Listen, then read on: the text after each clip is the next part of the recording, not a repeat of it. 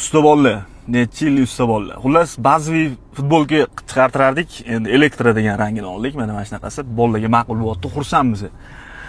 Endi halol mehnat qilib pul ishlab topgandan keyin mana shunaqa bitta futbolkaga ham biz xursand bo'laveramiz. O'z bilishim bo'yicha ikki xil mehnat turi bor ekan.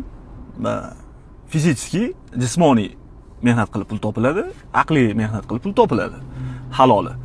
Lekin hozir bu life hack bo'lsin, futbolka bahona sizlarga ogohlantirish bo'lib ketadi. Hozir har xil yo'llar chiqib ketdi pul topishni. Bizani kollektivda bo'layotgan ish. Bitta og'aynimizga bizda ishlaydigan telefon bo'lyapti, ishda. Rus operator qilyapti, intelligentniy, akkuratniy gapiryapti. Qaysidir brendniy bitovoy texnika sotadigandan nomidan chiqyapti. Men поздравляем вас. Вам приз оказывается есть, телевизор. Вы скажите отчество, ism, familiya, adres skazisi, biz 2 soatdan keyin aloqaga chiqamiz, jo'natamiz deyapti-da. Xursand, endi o'zbek lotereya chiqsa xursand bo'lib ketadi-yu. Keyin uyga kelgan, 2 soatdan keyin uyga yetgan, so'yincha ham olib bo'lgan, biz televizor yutyapmiz, hozir jo'natadi u yoq. 2 soatdan keyin telefon bo'lyapti, yana rus operator, boshqa ovoz.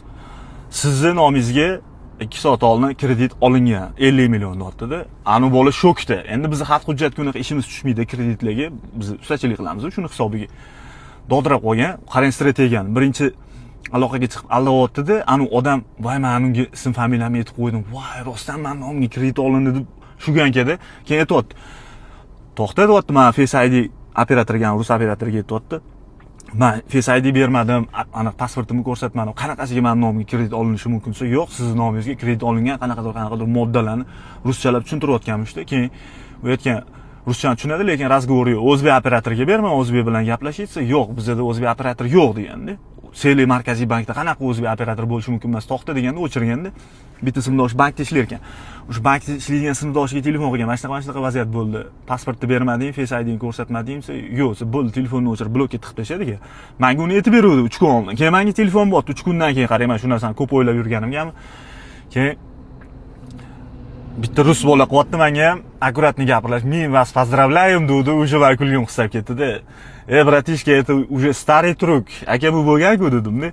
Keyin sraz o'chirib qo'ydi-da. Keyin men sraz yana qaytib chiqib tabriklarimni aytaman, "O haromxo'rlar" deyman desam, telefon o'chuvdi. Ehtiyot bo'linglar.